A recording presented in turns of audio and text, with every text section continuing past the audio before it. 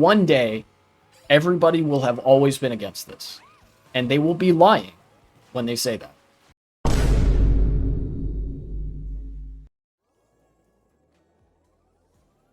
As I'm driving around this UFO, I wanted to revisit a topic that's pretty grim. Grim enough that, like, for various streams, I've, like, elected not to make segments of it, you know? And that is Gaza. You know, what if you are a coward, you would refer to as a humanitarian crisis. But if you are realistic in your assessment, you would understand to be a genocide. And the only reason I say if you are a coward is because, I mean, they've live streamed it. I'll get to that when I get to that, but this is only going to be, I'm only going to talk about, like, the post-October 7th sort of timeline of events, because there's so much that happened leading up to that. It's hard for me to talk about it in this kind of format. I would need to, like, it'd probably be best for like, to ask a historian or something if we're talking about a more comprehensive impact that Zionism has had on Palestine and Palestinians, and how, you know, the West has been complicit in colonial projects and projects of Zionist, basically Jewish-flavored white supremacy, if that makes sense. That's a whole thing unto itself. I'm just dealing with stuff post-October 7th, right? Nobody knows about October 7th, by the way. New information, of course. October 7th massacre, about 1,000 people are killed, most by Hamas fighters and some by Israeli military, opening fire pretty indiscriminately. You know, false claims circulate and still circulate among Zionists and the supporters of Israel regarding the event itself to justify the events that follow. You know, after the massacre happened, Israel finally has their excuse, and they start going into the Gaza Strip. Well, I mean, maybe not going in, but they start bombing the Gaza Strip. Very wantonly, I guess you could say, charitably. They start indiscriminate bombing. I mean, even indiscriminate doesn't do it justice, because they are discriminating. They are specifically disregarding like, the concept of having distinctions between, like, targets, right? They are targeting everything. So in that sense, they are discriminating because they want to turn Gaza into a bloody pulp. Israel has almost exclusively bombed civilian infrastructure in Gaza since October 7th. And of course, all the bombings, like, before October 7th also reveal a pattern of blatantly, you know, having no regard for civilian life. But as early on as mid-2024, hell, even, like, early 2024, we already knew that the majority of people killed in Gaza were women and children, and above all, civilians, right? And the majority of infrastructure destroyed was civilian infrastructure. In fact, at that time, or, you know, early to mid-2024, we knew that all the schools had mostly been destroyed. Most of the hospitals had already been destroyed. And I think about 70 to 80% of residential infrastructure and residential buildings had been destroyed through Israeli bombing campaigns, right? It was clear that they were targeting all the ways and means and necessities of life in Gaza so as to make life unlivable for the group. Already, Israel had, like, gone way beyond the requirements to meet the definitions set by the UN Charter for the crimes of genocide, right? And accordingly, there were actually some countries, South Africa being the most notable, that either filed, in the case of South Africa, or joined the suit filed by South Africa at the International Court of Justice. South Africa sued and is currently in the process of suing, still, Israel for the crime of genocide. more complete court proceedings are yet to happen because the UN is pretty toothless, especially when most of the West is aligned with Israel, you know? But pretty soon after these suits started, to the degree that the UN is capable of operating and finding something in a preliminary sense in these kinds of proceedings, pretty quickly it was determined that these accusations of genocide, with the evidence available at the time, because even then journalists were barred from entering Gaza, it was determined pretty quickly that these accusations were in fact credible. This did not mean that the court had found Israel guilty of genocide, but it did mean that it is credible, that there is sufficient reason to potentially levy the accusation that Israel is committing genocide. This is a legitimate claim, as asserted, as confirmed by the International Court of Justice at the UN. Right?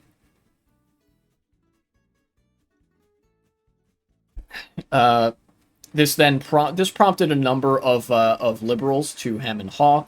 But even this early on, even God, I think it was like less than 2 or 3 months after October 7th. So potentially even earlier than this ruling, but certainly compounded on by this ruling.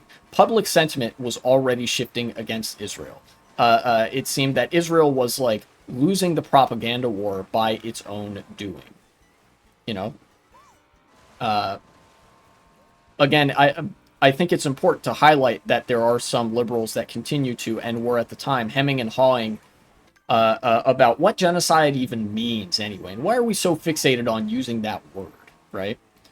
But this is to emphasize that there are monsters, but still very much in the minority. This will come up later. Moving further on into this more open genocide of the Palestinian people, Israeli troops periodically moved into Rafah, Rafah being one place, but into the Gaza Strip, particularly Rafah.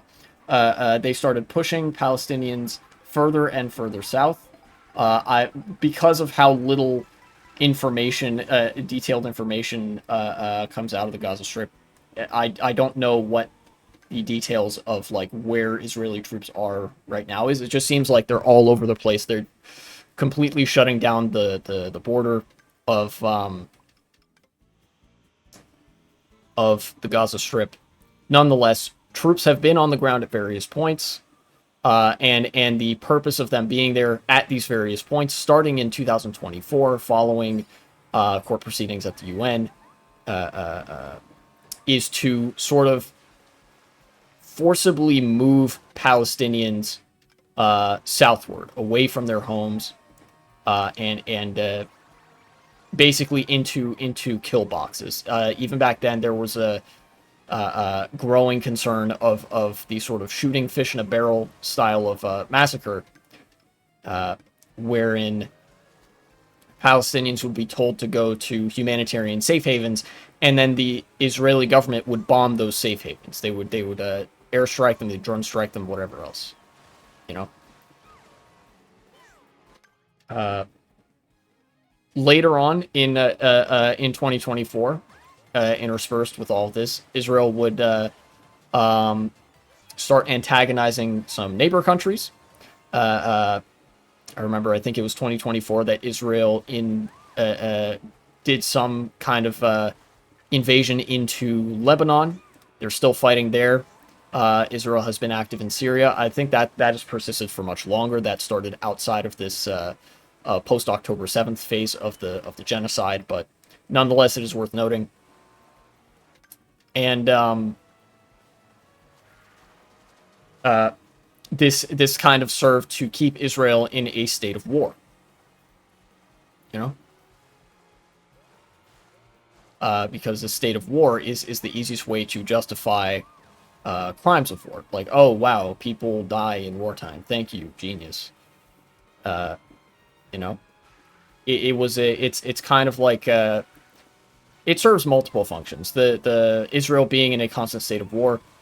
For one, Israel is a dog of the United States military-industrial complex. They are our attack dog. And so that is a sufficiently good excuse for America to keep sending money to the Pentagon, who, by the way, has apparently cannot keep track of 60% of its entire budget. Its budget is $1 trillion, and it cannot keep track of $600 billion of that, which is great. Thank you. That's one purpose of the manufacturing of a state of war and the perpetuation and perpetration of this genocide is the appeasement of the American military-industrial complex. Another is because Israeli society authentically hates Palestinians, and this is a sort of national cause du jour. Well, not, actually, not even cause du jour. This is like a perennial national project for Israel. And because of that, it serves very conveniently to keep Benjamin Netanyahu in power, him and his war cabinet. Because even despite the fact that, they share in the genocidal hatred of Palestinians and the ambition to kill all of them, Netanyahu is in hot water for corruption reasons, and paradoxically enough, for not being genocidal enough for the average Israeli, which is a thought that I shudder at on occasion.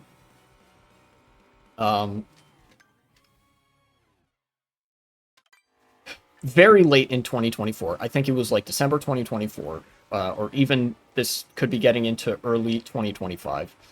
Numbers came out, some more detailed reports came out from medical organizations, research organizations who had some people on the ground in the Gaza Strip. Because among the infrastructure that was completely destroyed in Gaza is the health infrastructure, hospitals, the methods and tools with which the Gaza Health Ministry, which the West is keen to point out is run by Hamas or something, the methods and tools by which they count the dead have been completely destroyed, so we are left with nothing but estimates to get a very conservative figure for how many people in the Gaza Strip are dead at present. How many have died since the start of this phase of things in 2023. And as per, I believe, the Lancet, well-known UK medical journal. Here, let me actually look this up to confirm. Yeah, here we go. In recent conflicts, such indirect deaths range from 3 to 15 times the number of direct deaths. And this was at a time when about 40,000 direct deaths were reported from the Gaza Strip. So a conservative estimate would place 120,000 people dead at the time of early 2024 with these estimates. However, I think there was another report that estimated in the hundreds of thousands, which even at the time, assuming a less conservative estimate that maybe more like 5 or 10 times as many people have died as the health ministry has been able to count, that puts us at a figure of anywhere from 150 to 300,000 dead in early 2024, with infrastructure only decaying since then. By early 2025, it would shock me if any less than 500,000 people were dead. In fact, this number was actually confirmed by the Trump administration, more or less. That, again, it's, these are, any estimate here is going to be relatively conservative if we're going by numbers published or otherwise disclosed by official orgs, because of, they're only counting the people that they can almost positively guarantee would be on that list. Trump, in a speech in early 2025, accidentally let slip that there are only about 1.8 or 1.7, I forget which, let's just say 1.8 million people left in Gaza. The population pre-October 7th being about 2.2 or 2.3 million, right? So that is a figure of, at the very least, as copped to by the President of the United States, leaked to the press in a televised speech, at least 400,000 Gazans have been killed by Israel and by the armaments America has sent them since the beginning of this phase of the genocide, post-October 7th. Right? We also learned at about this time, through Oxfam reports, through various reports from medical professionals, from aid givers, and humanitarian organizations on the ground, that no aid was getting through. And when I say aid, I mean, yes, medical supplies, but more importantly, food and water. The Gazan people, the Palestinian people in Gaza, have not had access to food or water since December of last year. And even then, it has been spotty throughout, even before the reports started flowing that aid had been completely cut off to Gaza. The Israeli government and Israeli activists were and still are blocking aid trucks, even the tiny, pithy amount of them that are being sent to Gaza right now. They've been blocking them from entering the Gaza Strip, resulting in a greatly diminished food and water supply below not even the minimum, but what the UN has even been able to convince Israel or the West to nominally allow into the Strip, right? There's the bare minimum of aid that Gaza would need to survive. Then there is the amount of aid trucks that the UN has been able to send, aid trucks, airdrops, whatever, that the UN has been able to send, has been able to get into the state of Israel to potentially reach Gaza, which is even lower than that. Then there is the amount of aid that actually gets into Gaza, and that is not blocked by the Israeli government or the Israeli people, which is even lower than that still. And then after that, there's the amount of aid that actually gets distributed and is not destroyed by Israeli airstrikes or otherwise, destroyed when they open fire on a hungry crowd, something that I will also get to in a minute, which reduces the amount of aid trucks even further. I would be surprised if there were even enough trucks to count beyond one hand that were making it into Gaza and making it to their destination and distributing food aid to people such that they would be able to eat and drink and in some modicum sustain their lives and their families. It is a scene of acute death and destruction over there, and it has been for years.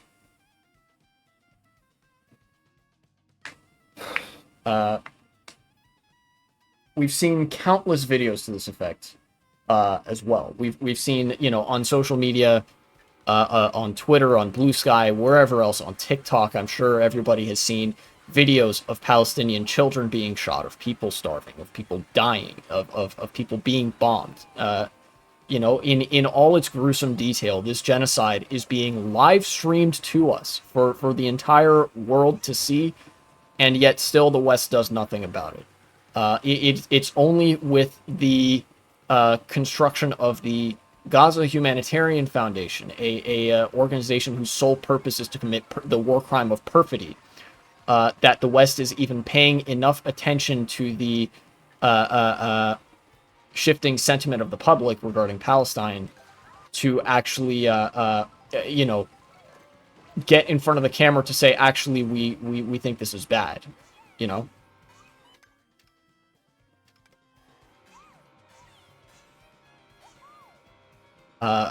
For example, I think France and the UK have recently teased a potential recognition of the Palestinian state, of the state of Palestine. Other countries were on it earlier, but it's easy to see that these states do not mean anything that they say in these press conferences because they have had ready access to all this information at least at the same time as we have, and given the nature of intelligence networks and how connected the West is to Israel through their intelligence communities, through the military-industrial complex, they knew the horrors that were unfolding in the Gaza Strip well before the general public saw wind of it on TikTok or on Instagram or on Twitter.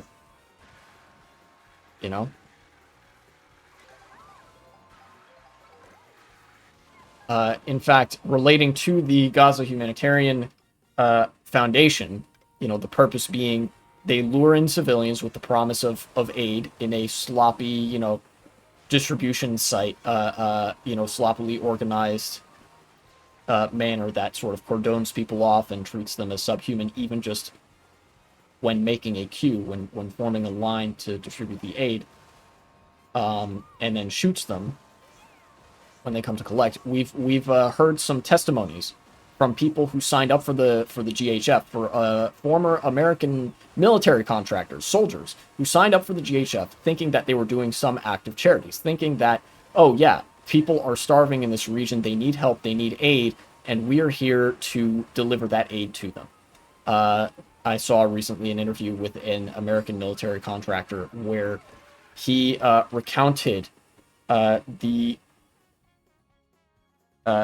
GHF's actions, that American contractors and IDF soldiers would sort of tell people to come collect aid. You know, they would be set up at aid distribution sites, and then they would open fire on hungry crowds of people who were desperate to get their hands on the food aid.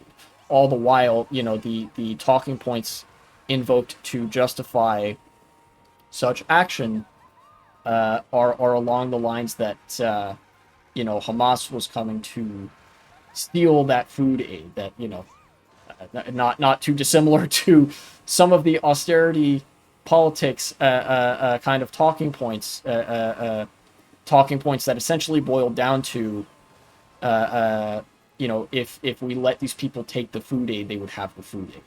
Like, damn, that's crazy. Constantly, news story after news story has been broken on this, only confirming each and every time that the sole purpose of Israel in this moment, in doing what they have done to the Gaza Strip, is to kill everybody in Gaza. You know? We've seen this unfold over the course of, at the very least, the past almost 2 years at this point. For those of us who've been paying attention longer, we've seen it happen over a longer course of time. For anybody with a modicum of ability to think critically, it's clear where the situation was headed. Everybody has been sounding the alarm bells, and yet still, obviously, the powers of that be and the military-industrial complexes of the world, the politicians, the capital interests, have coalesced behind Israel and, you know, are content to simply let the genocide happen, to let everybody die. And it's important because with public sentiment shifting in as unavoidable, of a way as it has recently, and with Western states starting to try to, like, capitalize on this shifting sentiment to try to change with the shifting political winds, there will be a moment that is fast approaching, and we're watching it unfold in real time, that one day everybody will have always been against this. And they will be lying when they say that. You know? This is the sort of course of the course of history with respect to genocides. Is that what if the horrors are exposed at a broad scale, if the world is made to know how horrific a set of atrocities was, how horrific a mass death event was at the hands of a political entity against a, you know, ethnic or religious or otherwise minority group of people, the easiest course of action is to pretend that you always didn't support it, to pretend that, oh yeah, obviously this was always bad, and you know, it's essentially evade accountability. You know, in a way, this is even more effective than the Nuremberg defense, so named because it was so common that prosecutors were able to instantly dismiss it out of hand whenever a Nazi war criminal would attempt to invoke it. You know?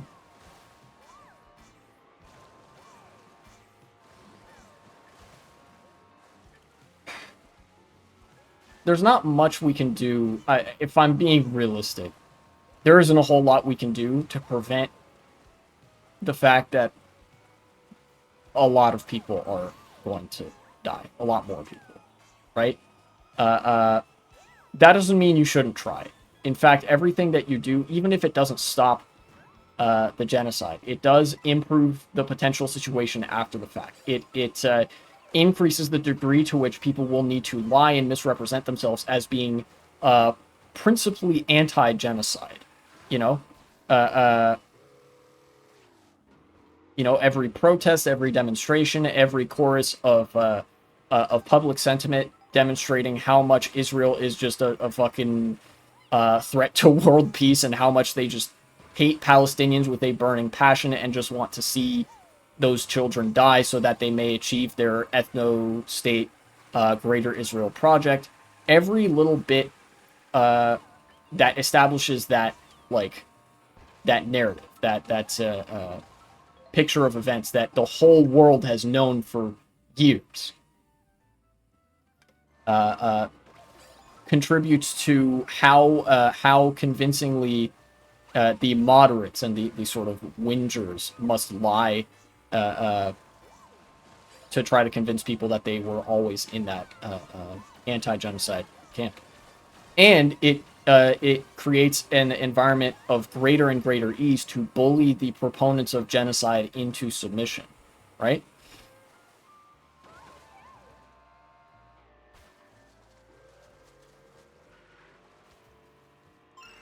I don't know if any of that made a whole lot of sense. Basically, what I'm saying is we kind of have to remember here. We cannot let people forget just who was in favor of this genocide and who was actually against it, right? As per, I guess, the like varying degrees of sophomoric truism that liberals are against every war except the current one, and they support every civil rights cause except the current one. You know?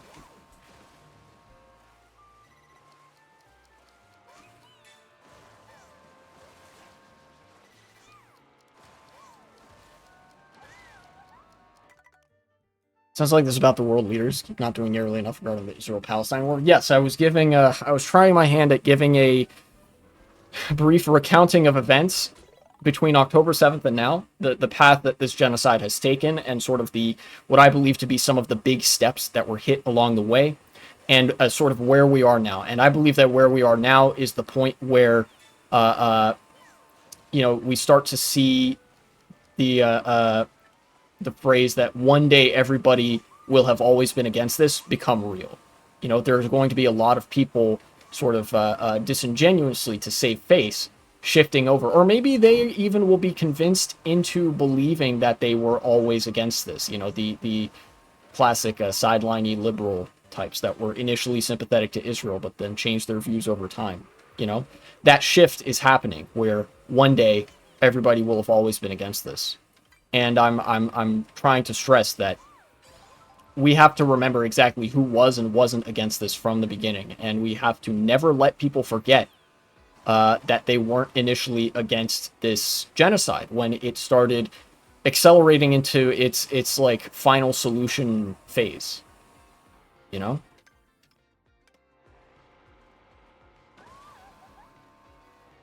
It's a grim subject. It's a very grim subject. And it's not. There's a reason I don't frequently talk about it, because I feel like for the most part, right, I will be preaching to the choir. Like I said, public sentiment, the sentiment of your average person, your average Twitch chatter even, is very, very likely to be pro-Palestine and more sympathetic to Palestine than Israel in this moment. And that means acknowledging that a genocide is occurring, Oh, I got all the peach costumes. But I felt like this was important enough to talk about. I don't usually talk about it because, I'd be preaching to the choir, and also because it is a really, really grim subject. But, this isn't the first time that such a seismic shift of opinion has happened. Such a seismic realization of war crimes has occurred. Unfortunately, it probably won't be the last either. So I think it's important that we take some historical lessons from this. One of them being that one day everybody will always have been against this. And so we can't let those fuckers forget that a lot of them were actually perfectly fine with Israel committing genocide until it was evident that there would be social consequences for being pro-genocide.